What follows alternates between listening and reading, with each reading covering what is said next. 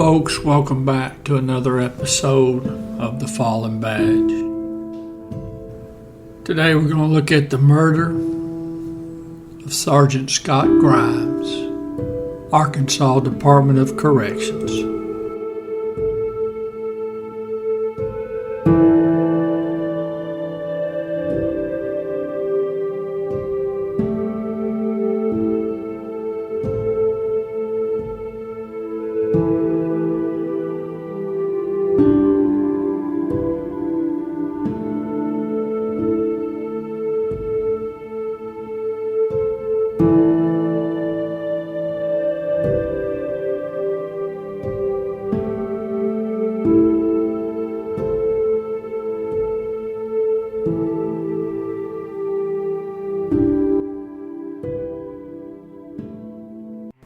Sergeant Grimes was 41 years old. Now, I did not find the years of service with the Arkansas Department of Corrections, but I am going to assume it was probably several years since he had reached the rank of sergeant. Now, he was married and he had 6 daughters. I bet they missed their daddy. Now, Sergeant Grimes, he worked at the Tucker unit. It's also known as the prison farm. Now, it's got the maximum security unit attached to it there. Or I say attached, it's there. I think there is some physical separation between the two. Now, that Tucker unit's in Jefferson County. It's just a few miles up the road from Pine Bluff. And my understanding of Tucker unit is when inmates first get into the system, that's one of the prisons they go to. And since they refer to it as a prison farm, that I would say agricultural work is part of what the inmates are doing. It's the second oldest prison in Arkansas. Now, I did a previous Fallen Badge on another officer. Now, in 1989, the suspect in this case, who seems to be very adept at murdering people, he was convicted of capital murder and he was sentenced to life in prison. And he's at the Tucker unit. So now we jump ahead 6 years. He's been 6 years in the Tucker unit and he hadn't murdered anybody else. That's going to change, unfortunately. It's November 29th, 1995. Now, Sergeant Grimes is overseeing a routine shower call. I don't know what all that entails. So you got inmates moving around. And at some point, our suspect, he went after another inmate with a shank. Now, according to one of the officers who was there and witnessed it, he said he saw the suspect sliding through the door of his cell. I don't know if that means he was creeping out of his cell or what. But anyways, he saw that this suspect heading toward Sergeant Grimes and another inmate. Now, Sergeant Grimes and this other inmate are standing by a staircase. So the witness, he's hollered Sergeant Grimes to look out. Now, Sergeant Grimes stepped between the other inmate and the suspect, and he attempted to restrain the suspect.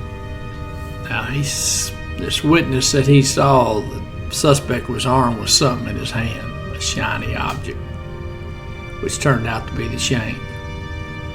Now, this witness officer is able to get over there and he's trying to help restrain the suspect. Sergeant Grimes and the witness officer and the suspect all fall to the ground. Now, they're able to restrain the suspect.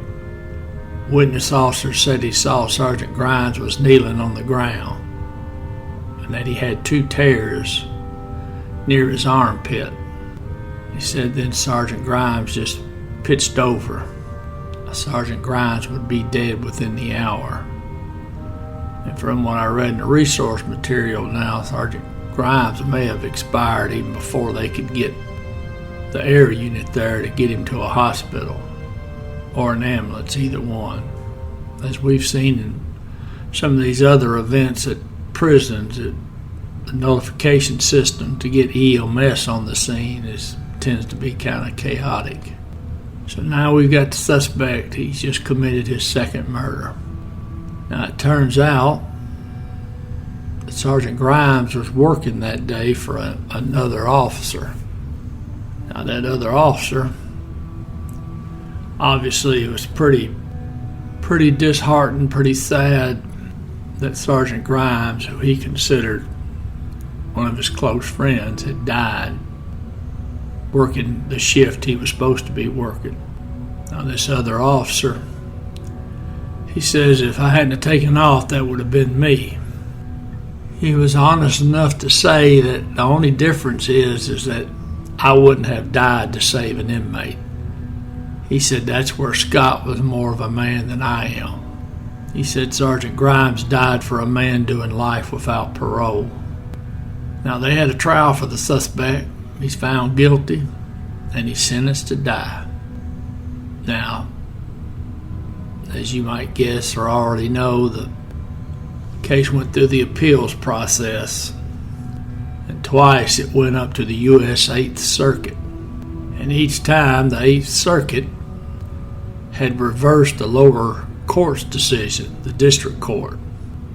District court said, yes, the suspect was eligible for the death penalty. And both times the 8th Circuit sent it back for further consideration. In other words, they're trying to tell the district court, no, we want you to rule something different. So the third time, the district court, I don't know if they gave it to another judge or if it was the same judge each time, the district judge. But finally, they figured it out, the district court, that the 8th Circuit did not want a death penalty. So the district court judge, he said, okay, the inmate, the suspect, he's not eligible for the death penalty. And he came up with the excuses of, well, he's got a low IQ and there's other issues like his troubled childhood. Now the 8th Circuit agreed with that, because now all of a sudden the district judge is cried uncle. And so the 8th Circuit says that due to the suspect's troubled childhood and changing court interpretation of what constitutes intellectual disability, put all that together, the 8th Circuit said, okay, we agree with that. We agree that this poor inmate is disabled intellectually and can't be executed. Now, he's smart enough to murder people, but now he's not smart enough to be executed. Now, a dissenting judge on the 8th Circuit, he said it appeared to him that the court was moving towards the incremental deconstitutionalization of capital punishment. So, August 13th, 2021, U.S. Circuit Court, 8th District, they ruled that the suspect is not eligible for the death penalty because he's intellectually disabled. They commute his death sentence to life without parole. And as of December 15th, 2022, he's in Vonner Prison in the great state of Arkansas.